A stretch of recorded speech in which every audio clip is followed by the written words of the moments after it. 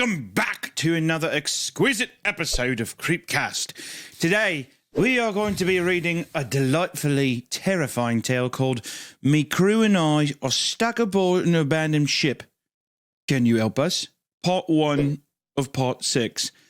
You know me, I like boats and the sea, so I'm very excited to read this story. He found out an hour ago that this story involves British people, and he has not quit the accent since. You might be a little more cultured this episode because I might do the whole thing in this accent. You know what? How about we go one farther? If we love this story, me and Isaiah will chip in to get the cover art done for your novel. I will. So I'll say this. If we like this story, we will finance it. The cover art, at least, that part of it. But if Hunter does not, if we cannot break his accent by the end of it. All right, so I have to stay in character. I will finance it entirely myself. But if he breaks at any point from here on out, we have to split it. Challenge accepted. So let's read. My crew and I are stuck aboard an abandoned ship. Can you help us? That's the point of no return. Seems like an intense name for like a fishing vessel. Seems a bit metaphorical, probably, right? Yeah, probably. Yeah. What I'm afraid is I'm going to get used to the accent and I'm going to quit thinking about it. I'm afraid that's going to like. Don't know what you mean. Isaiah, at this point, I'm at my own point of no return. So, all right. Right. We left our home port of Portsmouth, New Hampshire about a week and a half ago. Oh, they're not even British. Their home port's New Hampshire. Oh, my. This is quite the debacle. I found myself not sure why, but I believe this was British.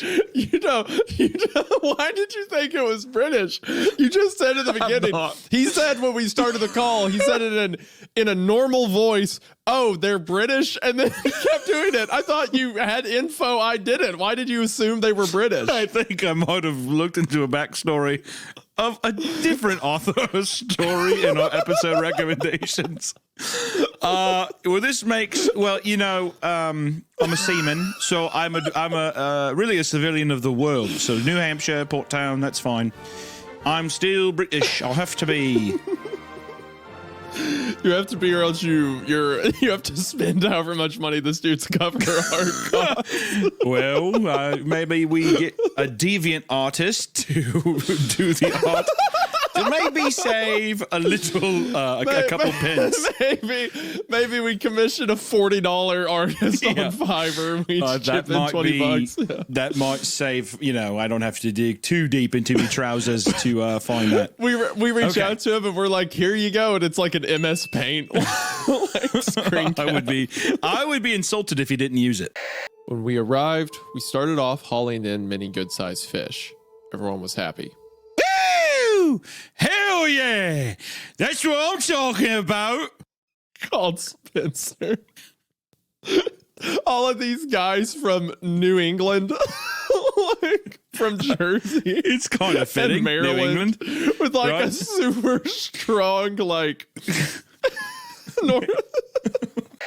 Good God Almighty! Nate, turn us broadside into the wave. Our only hope is for us to roll over completely. I turned to see him snatching for the microphone handset, which connected the wheelhouse to the ship's intercom as I began ripping the helm to port. Whoa. Oh my gosh. I think I would rather be shot. I would just say, Captain, put a bullet in me head. Is what I would say. Our only option is to do a complete barrel roll. That. No, absolutely not. I'm not fucking doing that, no. Yeah, no, kill me, please. Yeah. Jesus! Feeling my heart begin a marathon in my chest. What is it? I heard Andrew call out. All the men ran to me and aimed their lights at what I'd seen. Instantly, the tension that filled the room was replaced by the sound of laughter. Fucking hell, Nate. Are you really that afraid of the Queen of England? Okay, now you're redeemed. Redeemed. It's like redeemed. Well, no, because these are American sailors on a British ship. Are you that afraid of the Queen, Nate? That, by the way, is like a a like hand of God pull for you that this becomes a British story after you completely made up the British part of it.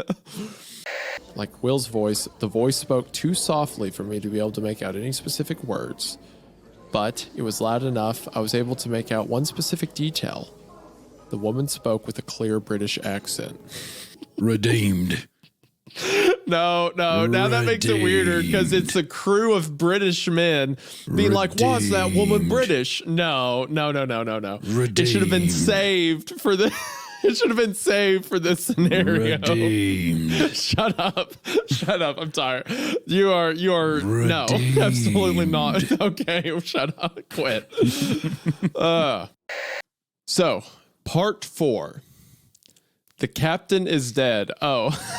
Well, that's a way to start it off, my God. Oh, no.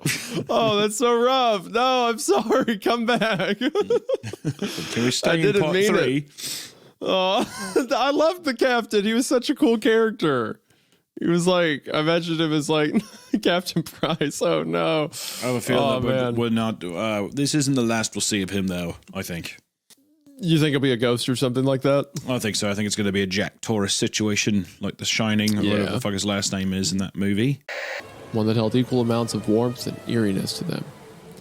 She wore a white turtleneck and slacks that accentuated her figure. A bracelet dangled from one wrist. The lips contorted into a smirk as she snaked an arm around Will's shoulders. One eye closed in a wink. I'd never seen the woman before, but instantly I knew who she was. Diana. Do you want to explain what the moaning is that you were doing during that whole paragraph? Excuse me? Okay. Gotta say, good one. It's looking pretty good for me and Hunter paying your book cover as soon as I get Hunter to break. So. Oh, I plan pretty on. good. I've broken. Have you? I think I have, yeah. But I will keep doing the voices. Okay, all right. One's so much better than what we left. I know it hurt you to see me die. But I'm okay now, I promise. Please open the door and come have a drink with me. It's funny to imagine like this old soggy captain like pressed up against the door. Like, Nathan, I'm sorry, Nathan. You gotta take me back. Could you also send a picture of you with your pants down? What the fuck are you talking about? You know that? Okay, where my bit was going in my head is there's that, you know, that thing that's like, can you send a picture of you like from the front, from the back? One, you know what I'm talking about? Where it's like, all right. That thought was what decided for me. Picked up the pace and sped past the 3, coming to a stop in the middle of the hallway and shooting my arms out to the side to block the way. I spoke, my voice low. Guys, no. That's such a light put off of like, don't burn down the ship that we're all on. Stop it. Guys, think this through. Let's talk about this. No. I saw a surprise enter Vinny's face. Not Andrew and Spencer's, I saw irritation, even anger flash. Get the hell out of the way, Nate. Spencer hissed, shook my head. No. Doing this is worst idea in the long, sad history of bad ideas. Okay, hold on. Time out. If you keep doing that voice, I'm gonna. I'm enjoying myself. If you do that voice, me and the audience are gonna immediately lose it. It's gonna fall out of favor. You gotta lock in until the next shiver or run away. All right. No. I hate you so much. No. Oh, gosh. Washed away by a surge of fear and terror. Good soda pop. Oh, hell, dude. Slowly, I turned to look behind me, and I felt my blood run cold, still cold, skin cold, at what I saw. My blood run cold. I'm frozen. I'm frozen still. I cannot move. I keep feeling these chills up my spine. Why don't you put on a jacket, dude? Oh. God, I can't. It's so cold in here. The scene of him like stamping, like he's on a ghost ship where like you can get trapped in hell, and he's like, "Oh, I know I shouldn't go off by myself, but I'm just so upset. I'm just so Like, I'm just so meekish and vulnerable right now. Like, I don't care if that dude like killed your family. Like, don't be alone on the ship. He's mad because they're not following his idea. Well, I'm not thinking right because I'm so chilly. Oh, that's right. I forgot how cold he was. That's true. I'm shivering. I could tell the movie was old, both by the fact that it was in black and white and the scene of what had to be London in the mid-50s. What if he sat down and he was like, I could tell the movie was old because it was a Disney movie. Sandra Bullock, The Blind Side.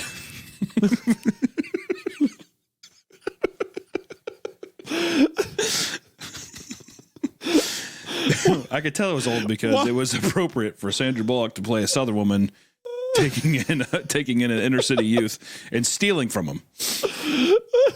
Have you heard that story that guy has come out and he's just like, yeah, they fucking stole money. The craziest thing to me about it, because it was like the family stole the rights to the story or something like that. The craziest thing to me is how he's depicted, especially in the movie, where in real life I think they like adopted him when he was like 14, 15 and he was already like a pretty good football player.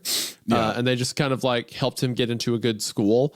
But in the movie, it's like he's so stupid, he doesn't know what football is. So the 8-year-old white kid has to explain to him how football works. Well, not only that, but in the movie, they're like, oh, well, we'll help him get like in real life. I think that like, first off, I don't think that he was a fucking moron. And then also too, I think he was a big kid, athletically gifted. To where I think that they just saw this kid and they're like, oh, you want to just live with us and we'll just like basically like I seriously feel like he could have gotten into like those schools without their help. Oh yeah, almost certainly. Like the real story seems so. That's a fucking horror film right there. Blindside, the real Blindside. The real plot of it. Yeah. Oh, you can stay with us. Don't worry. No, it's wild to me to be like, imagine you adopted like a kid who sure was from a troubled background, but he was like fine. And like, you like took care of him and stuff. And then when it's time to make the movie, you're like, what if we make him stupid? All right, now, Michael. What if we decide he didn't know anything? Now, Michael, I'm going to take 20% of your revenue for the rest of your life. But then also, we're going to make a movie about you, and you're basically going to be radio. But I'm not like radio. Sure you are. Whatever you say, Sling Blade. Yeah, exactly. What do y'all got to eat back there? There was that whole era of like the white savior films that happened for a while, I think still one of my favorites is God's Not Dead. Don't get me started. I love that film. I grew up evangelical, like, well, maybe not even adjacent to evangelical stuff. So that movie was like all anyone talked about. That was a big deal for us. That was like, was that a win? To those around you know what? Actually, that's true. He's not dead. You know what? When you put it that way, he's not dead. Yeah. You know what? He isn't dead. That's true. Was there a white savior thing in God's Not Dead? I mean, I don't know. It's just like one random kid standing up the back. It's just a guy. Other than their depiction of Jesus, but it's literally just a guy. Yeah, exactly. It's just a. It's just a guy, like a science teacher, just being like, "That's why I think it's kind of cringe if you believe in God." And like a kid in the back stands up and he's just like, "I disagree." that's the movie. Not because of the tension the movie was clearly trying to give off. It was because I felt sure of who I was about to see. And as the blonde woman reappeared again, pulling a revolver from her purse and aiming it at her, the camera changed, revealing her face as she began to fire. I let out a strangled scream. He screamed so much. Dude, fuck Nathan. Why are you're looking at a screen? Dude, you know where you're at. You're watching a movie. You know what it is, and you're like, oh! Now I wonder when he screamed though, did he officially did his spine get officially chilled? Did he get a chill? Did he get a chill? Did he stop another scream while letting out this one? I was starting to get my scream. I started to get a chill. I stifled the. Did he think about running? He could have. Yeah, he's like, my fight or flight kicked in, and I began to run out of the theater. I turned and ran for the exit as every person in their seats melted into the horrific shadowy figures that had chased terrified us that chased and terrified us ever since we'd come aboard. The whispering, laughter, and screaming which had plagued my nightmares was so loud in my ears, I felt as though my eardrums would burst and begin bleeding.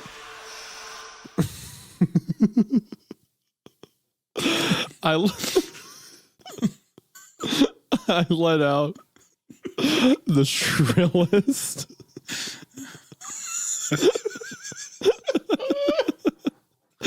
most high-pitched scream.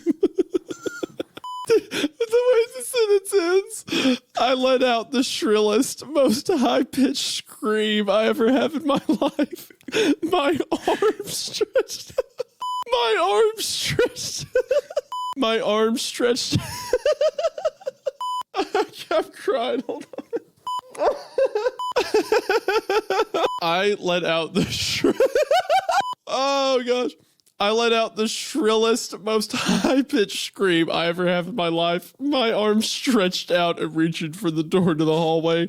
So he's like a full Scooby-Doo. Like, he is literally doing the fucking the Fred Flintstone yabba dabba doo and like running in place and dead sprinting off.